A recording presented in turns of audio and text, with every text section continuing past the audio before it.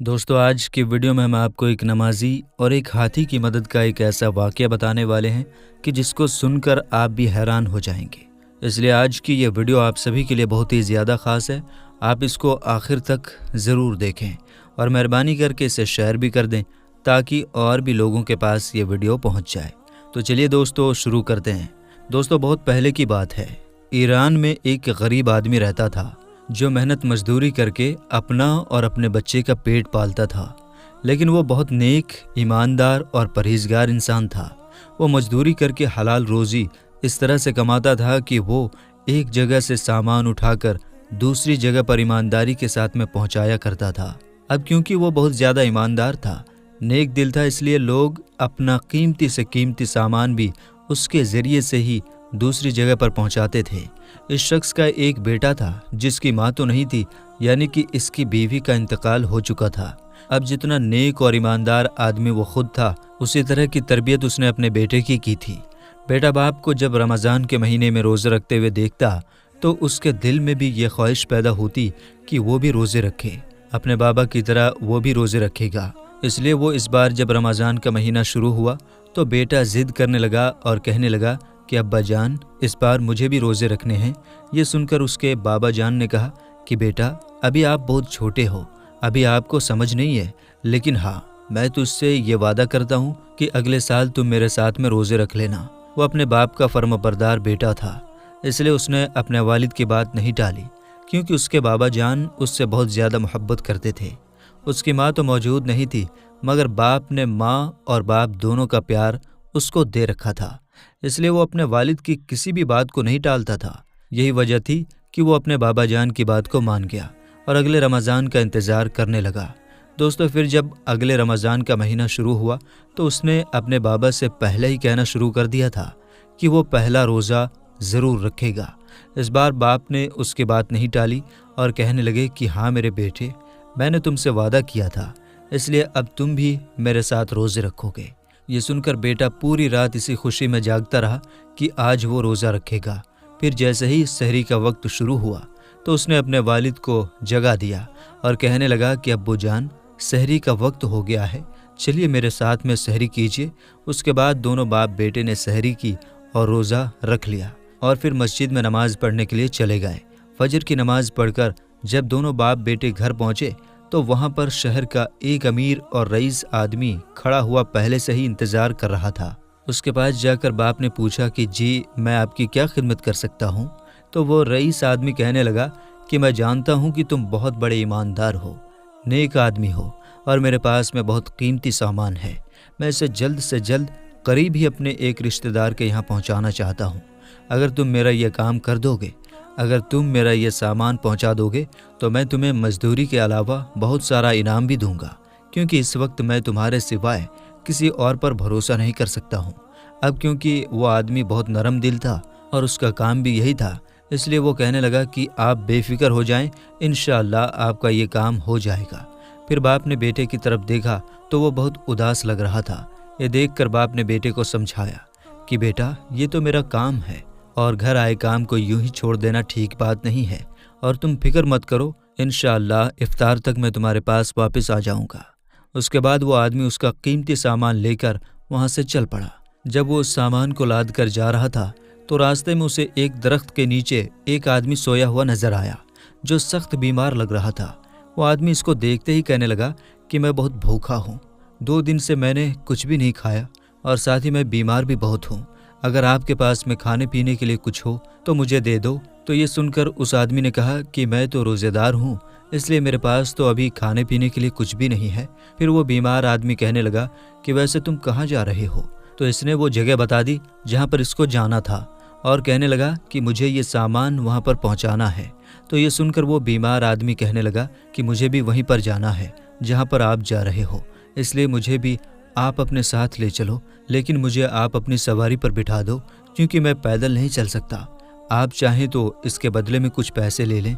यह सुनकर नेक आदमी कहने लगा कि नहीं नहीं, पैसे की कोई बात नहीं है, चलिए मैं आपकी मदद कर देता हूँ। फिर इसने उस बीमार आदमी को अपने ऊपर बिठाया और चलने लगा। काफ़ी दूर चलने के बाद एक जगह पर 2 रास्ते आए। तो ये देखकर बीमार आदमी कहने लगा कि आपको कौन से रास्ते पर चलना है? تو یہ سن کر وہ نیک آدمی کہنے لگا کہ میں ہر بار اسی راستے سے جاتا ہوں، اس لیے مجھے اسی راستے سے جانا ہے۔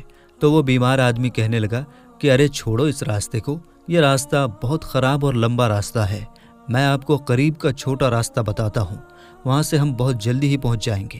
اس پر وہ نیک آدمی کہنے لگا ارے یہ تو بہت اچھی بات ہے، مجھے تو ویسے بھی یہ کام جلدی سے ختم کر کے واپس بھی گھر جانا ہے، میرا روزے دار بچہ گھر میں میرا انتظار کر رہا ہوگا۔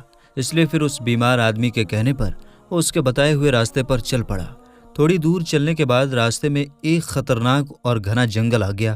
جنگل کو دیکھ کر وہ نیک آدمی سوچنے لگا کہ ہم کہاں پر آ گئے ہیں، یہ تو بہت بھیانک جنگل ہے، جنگلی جانور بھی یہاں پر موجود ہوں گے، یہ اجنبی آدمی بنا وجہ مجھے یہاں پر لے آیا ہے۔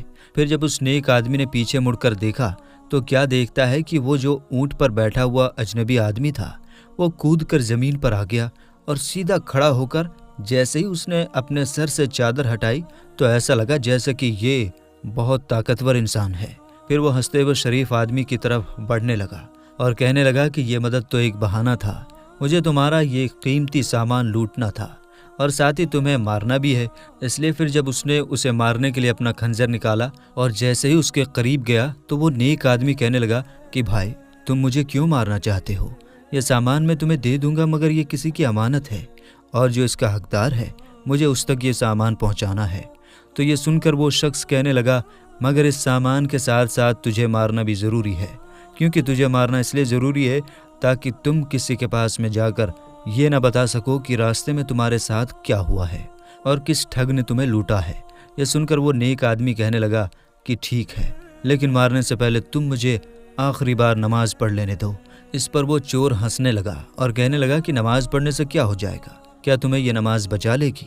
موت کے ڈر سے تمہیں نماز یاد آ گئی ہے۔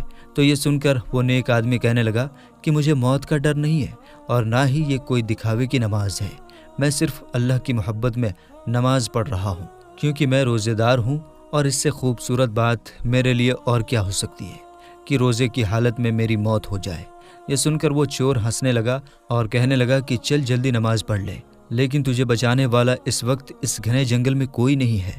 اس کے بعد وہ نیک آدمی نماز پڑھنے کے لیے کھڑا ہو گیا اور جیسے ہی وہ سجدے میں گیا تو اللہ سے دعا کرنے لگا کہ اے اللہ، اے میرے رب، یہ کیسی مصیبت مجھ پر آ گئی ہے، میں ہر حال میں تیری رضا میں راضی ہوں، مگر میرے پاس میں یہ جو سامان ہے جو امانت کے طور پر مجھے دیا گیا ہے، یا اللہ اس سامان کو تو اس کے حقدار تک پہنچا دینا۔ اب دوستو، ادھر یہ نیک آدمی نماز پڑھ رہا تھا اور ادھر گھر میں اس کا بیٹا اللہ سے گڑ گڑا کر دعا کر رہا تھا کہ یا اللہ، میں نے سنا ہے کہ روزے دار کی ہر دعا قبول ہوتی ہے، یا اللہ میرے دل میں گھبراہٹ سی ہو رہی ہے، مجھے لگتا ہے کہ میرے ابو جان کسی بہت بڑی مصیبت میں پھنس گئے ہیں، یا اللہ میرے بابا کو ہر مشکل سے بچا لے تاکہ وہ خیریت کے ساتھ میں واپس گھر آ جائیں۔ دوستو، اللہ نے اس بچے کی دعا کو فوراً قبول کر لیا اور اس نیک آدمی کے آخری سجدے کو اتنا مقبول کر دیا کہ اللہ نے اسی جنگل میں سے ایک ہاتھی کو اسے بچانے کے لیے بھیج دیا۔ جیسے ہی اس کی نماز پوری ہوئی تو وہ چور اسے مارنے کے لیے آگے بڑھا تو اتنے میں ہی وہ جنگلی ہاتھی چیختا ہوا اور بھاگتا ہوا غصے کی حالت میں حکم الہی سے اس کے پاس آیا اور اس چور کو اپنے پیروں تلے کچل کر مسل کر ختم کر دیا، یعنی کہ اس ٹھگ کو مار دیا۔ اس کے بعد وہ ہاتھی واپس جنگل کی اور چلا گیا۔ یہ دیکھ کر وہ نیک آدمی حیران رہ گیا اور سوچنے لگا یا اللہ، یہ کیا معاملہ ہو گیا ہے، یا اللہ کیسے تو نے میری مدد فرمائی ہے۔ اس کے بعد وہ اللہ کا شکر ادا کرنے لگا اور وہ وہاں سے اٹھا اور جلدی سے وہ قیمتی سامان لیا اور جہاں پر اسے پہنچانا تھا وہاں پر اس سامان کو پہنچا کر واپس خوشی خوشی اپنے گھر آ گیا۔ افطاری کا وقت بھی بالکل قریب آ چکا تھا۔ بیٹا باپ کو دیکھتے ہی تڑپ کر رونے لگا اور باپ سے سمٹ گیا۔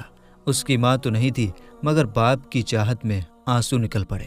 پھر دونوں باپ بیٹے نے خوشی خوشی افطاری کی اور اللہ کا شکر ادا کیا۔ اس کے بعد وہ نیک آدمی اس رئیس آدمی کے پاس گیا جس کا وہ قیمتی سامان لے کر گیا تھا اور اس کو بتا دیا کہ اس نے اس کے قیمتی سامان کو وہاں پر پہنچا دیا ہے۔ اس کے بعد اس راستے میں پیش آنے والے پورے واقعے کے بارے میں بھی اسے بتایا۔ یہ سن کر وہ رئیس آدمی بہت خوش ہوا اور پھر اسے بہت سارا مال انعام میں دیا۔ تو دوستو، یہ ہے نماز کی طاقت۔